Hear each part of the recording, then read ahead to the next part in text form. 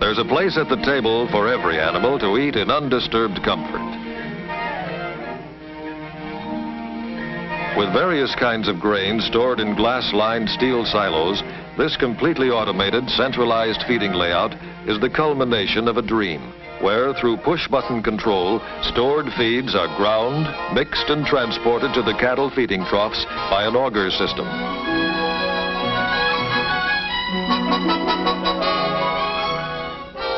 This operation typifies the efforts of feedlot operators to provide better feed at lower cost. Although many processing plants are located near metropolitan areas of consumption, there is a growing trend to locate plants in areas of supply. To ensure quality for the benefit of the consumer, federal inspectors examine and certify each carcass at the packing plant. Beef, like other meats, varies some in quality. Inspection and identification ensures that each carcass is placed in the proper grade. By this means, when the purchaser buys choice beef, he gets choice beef. And if a lesser quality is satisfactory, it is so identified. Grading is based on the qualification of the entire carcass, and labeling is done in such a way that each cut will bear the mark of the grade.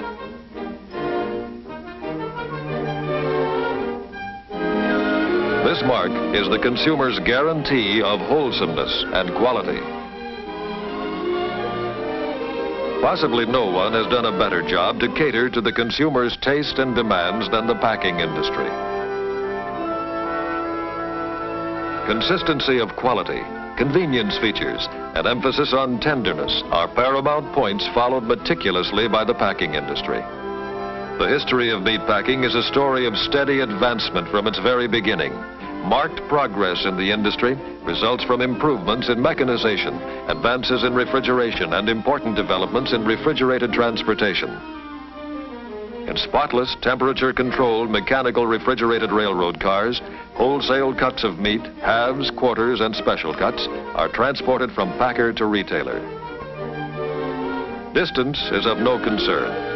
Today, a pound of meat travels an average of 1,000 miles from the open plains to the kitchen range.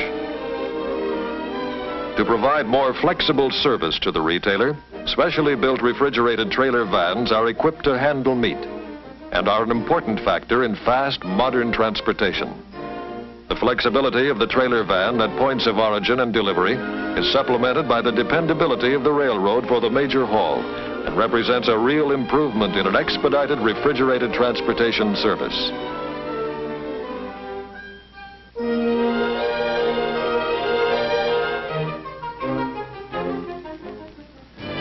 A large number of these mechanically refrigerated trailer vans augments Union Pacific's fleet of thousands of refrigerated railroad cars, operating under the banner of the Pacific Fruit Express, the acme of dependability in refrigerated transportation.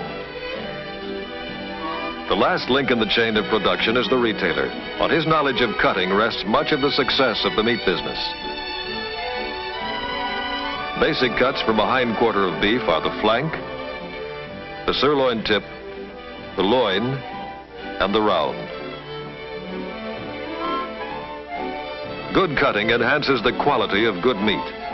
In his way, the meat cutter is an artist. Poor cutting results in an inferior piece of meat, regardless of quality. From the sirloin tip, we get popular cuts of meat.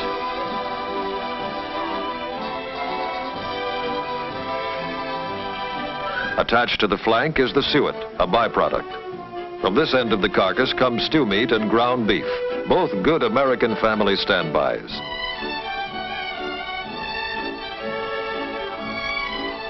While choice cuts of meat are more publicized, the secondary cuts are just as nutritious, and in the hands of a good cook, any beef is capable of producing gastronomic miracles.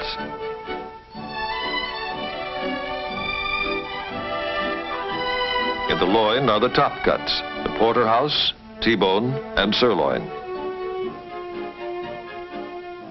The forequarter contains less glamorous meat, and this fact is reflected in the price.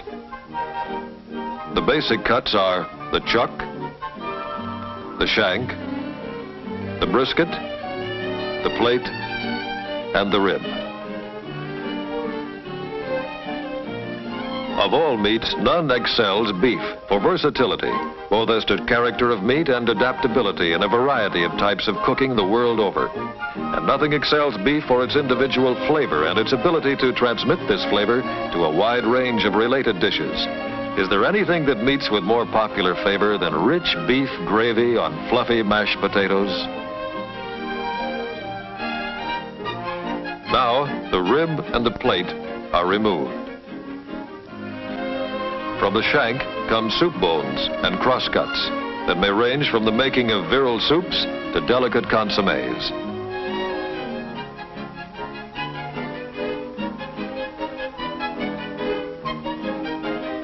Next comes the brisket. And if your palate doesn't call for corned beef and cabbage, maybe you'd prefer a pastrami sandwich. From the plate comes America's favorite, short ribs of beef. And the rib section gives us the highly regarded standing rib roast.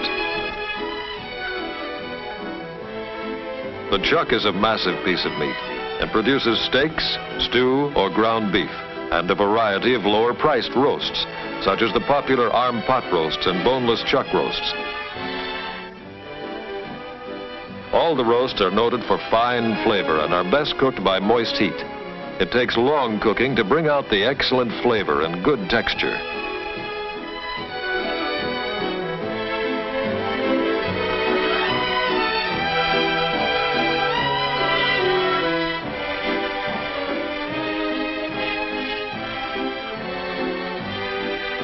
In any discussion of steaks, the sirloin is always near the top of the list in a wide variety of tender, succulent beef.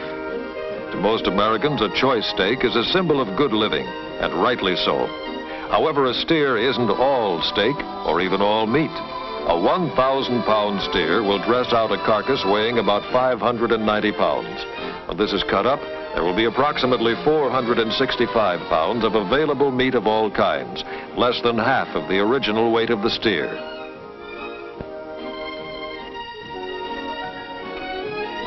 Here's another American favorite, lean, juicy round steak, rich in protein and nourishment. Some people enjoy round steak broiled, but many housewives prefer to prepare it as Swiss steak. The round also makes top ground beef. Modern meat merchandising involves individual packaging of individual cuts in a transparent wrap.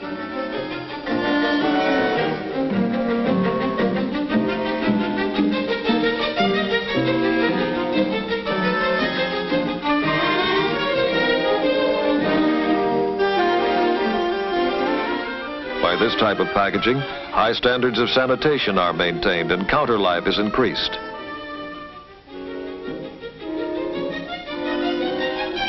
Each package is weighed and priced accordingly.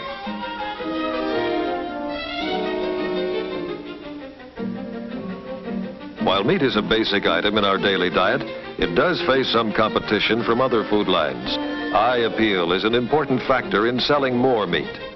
The attractive refrigerated display case filled with packages of rich red meat encourages the prospective purchaser to buy meat and enables selection to be made easily and quickly. The housewife likes the freedom of wide choice, and she gets exactly what she wants. Although meat is perhaps the most popular form of protein in the average diet in this country, meat interests do not depend on this popularity alone to sell meat. Retailers, wholesalers, packers, cattle associations, and the American Meat Institute are continually carrying on advertising, promotional and educational campaigns designed to increase our consumption of meat in general and beef particularly.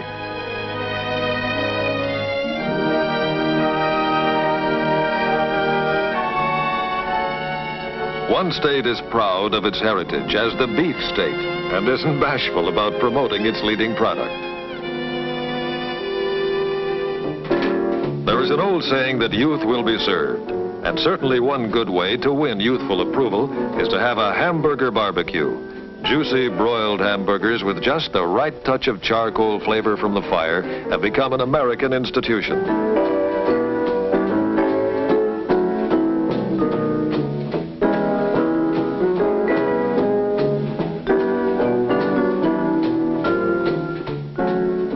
Even the appetizing process of broiling the hamburgers is fun and promotes friendship and good fellowship.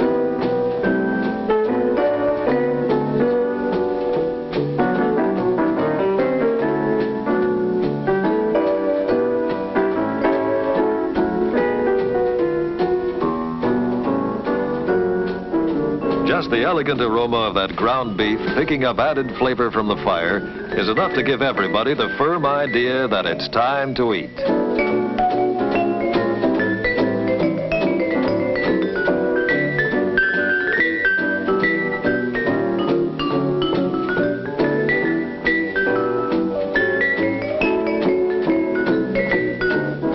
And of course, the best part is in the eating, with compliments for the cook for a job well done.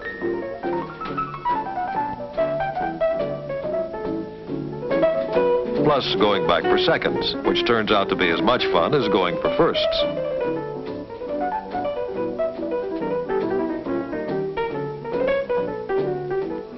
An old sourdough steak barbecuer may work with a little more flair, and the character of the meat may be different, but the basic elements are the same.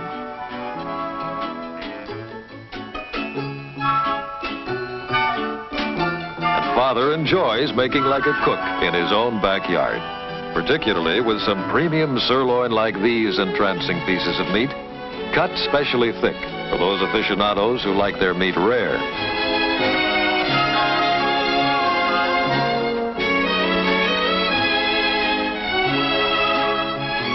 Genius at work is right, and it's nice work if you can get it. All the guests agree, too.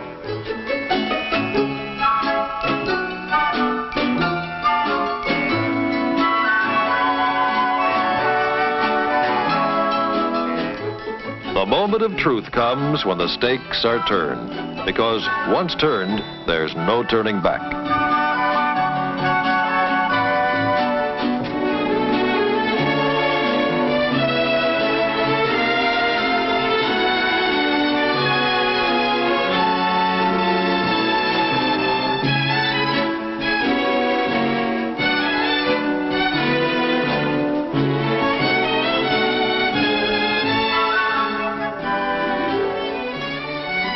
No dinner bell is needed to call this chow line into action, and it's quite a strain on masculine discipline to observe the rule of ladies first. Anticipation, in this case, cannot possibly be greater than realization.